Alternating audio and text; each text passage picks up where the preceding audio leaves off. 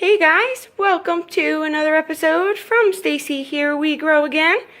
Today I want to talk about something so exciting with you guys. So we're going to go over houseplants today, low light houseplants, which are sitting in the back right here. So my low light plants I usually put in the back because they are getting that filtered light through the blinds. I'm not getting enough sun over here in the winter right now. So we are in late December, mid-December, getting into Christmas. And the sun is starting to go away. We're only getting about 4 hours of direct sun. And then this filtered light back here the rest of the day. And then in the afternoon, it's like totally shaded. So we're going to have to get some grow lights here, which I'm going to show you guys. But that is for these succulents. These highlight succulents and herbs. These herbs and succulents really need about 6 to 8 hours of sun a day, and that's why we're going to supplement with our grow light. So for these, that is not what I'm talking about. This jade is a low light, so this can go back here. You know, your low light plants you want to put in the back of the windowsill. So your highlight plants you can even put on the windowsill when your blinds are open. This way we can give them the proper sun that they're going to need. They're going to get a lot more sun on that windowsill than sitting back here. The further away from the windowsill you get, the lower that sun is going to be. You know, the less strong it's going to be for your plants. So you want to make sure you have the plants in the correct area. Now this Begonia Rex is a low light plant. So this is low light. This Dracaena Warnecki is low light. And this Dracaena Janet Craig is low light. And these only get about 4 hours of this filtered light a day. They even can get this filtered light all day long. They don't need direct sunlight, guys. You can definitely grow these in indirect bright light, just like you see them here in the back.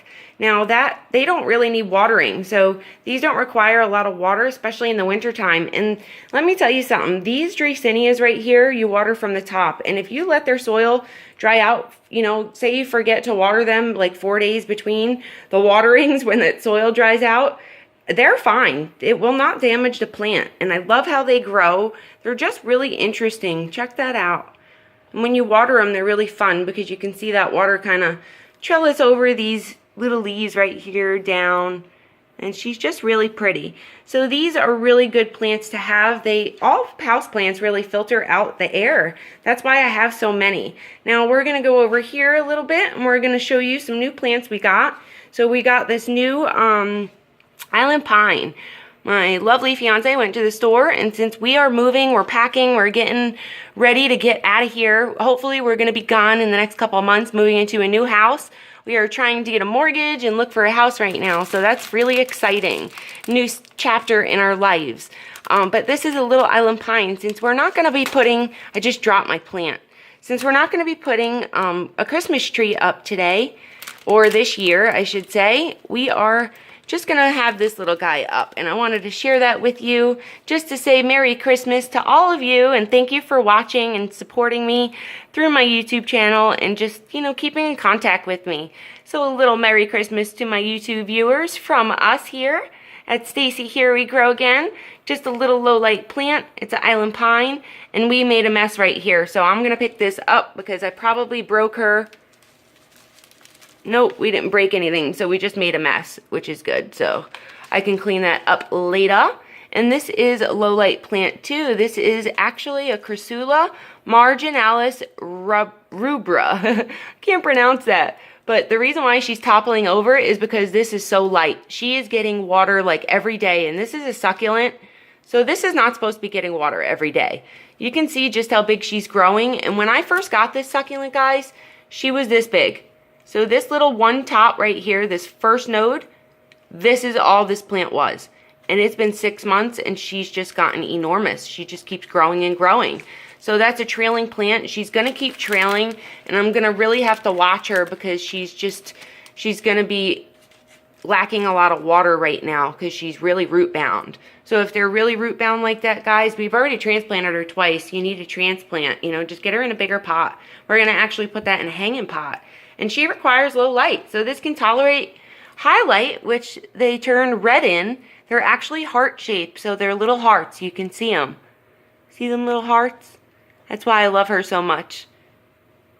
And, you know, she'll just get really big in that high light. She gets really reddish, burgundy red, and then she turns green in the low light. So that's fine. They'll still grow. These air plants are low light. They don't really need direct sun. They grow in crotches of trees, so they really get this indirect light and they're happy with it. In the summer, I put them outside and they get a little bit of direct sun, not much.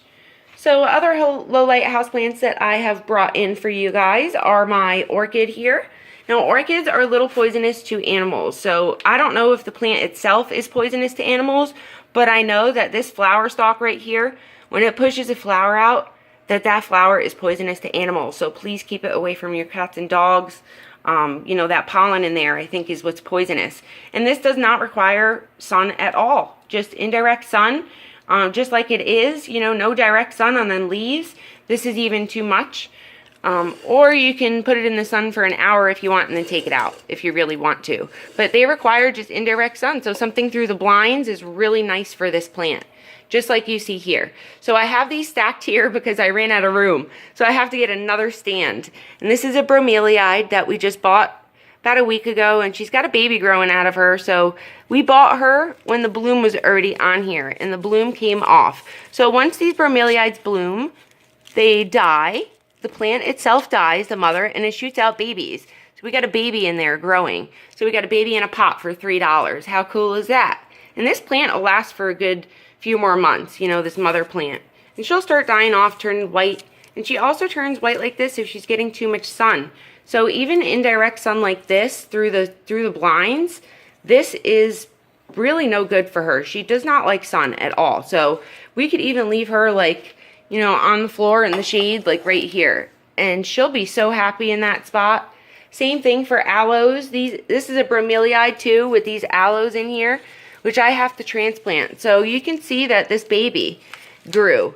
So we're growing a baby. This bromeliad pushed out its flower and it grew that baby out. So this is exactly what that other plant is doing. This is a brand new baby. So we want to keep this out of the sun. We don't want it turning white and dying on us. And these aloes, they don't really require much sun either. So they're hanging out in indirect sunlight. This is where they stay basically all day long. That's what they get, that filtered light. More aloes. These are just regular aloe plants. And then these are my aloe wamsleys I wanted to show you. So these were totally twigs, rotted out, dead to nothing. A little stick, little brown stick, and I got like 6 plants out of it. So these are recouping, coming back. They're starting to get their color. And you can see this is the way they're supposed to look. So these don't require full sun at all. No direct sun at all. Shade. You know, like shaded indirect sun like you see on these leaves right here. Because if it's in the sun like this one is, they're going to start turning black, these aloe wamsleys. And you don't want them to start doing that. They don't like sun at all. So they're actually going to be up here because this sun is just coming in so weird this time of day. And I don't want them to get damaged. This nephitis is also a low light houseplant, which I'm out of room here, so we're just gonna go over this real quick. We are growing this nephitis indoors. We're gonna transplant her because she's just getting so big for that pot, but I have tons of them around and they just filter out a bunch of crazy stuff in the air that's no good for you. So these plants are awesome to have. I mean, you can literally forget about these plants for 2 weeks and they'll be fine. Their roots might get damaged if you forget about them that long, but they'll let you know. They'll start to wilt if they really are lacking a lot of water. Now, I've totally let this plant go till it's, you know, wilted, and it comes back just fine when I water it. Now, it's not good to let your plants go that long, but if you forget, it will be very forgiving to you. It propagates like crazy, so you can propagate a bunch of it. And just indirect sun. Now, this takes both. This takes either, you know, 4 hours, 6 hours of direct sun, or it can stay in the shade. Partial shade, indirect sunlight, you know, it's a really low light houseplant to have. So I really hope you enjoyed this video, guys, in the best way possible, and this helps you to grow some plants indoors of your own. Please remember to like and subscribe if you'd like to see more to come from Stacy Here We Grow Again. Thank you so much for watching and supporting me. I really appreciate it, guys. Happy planting. Bye-bye.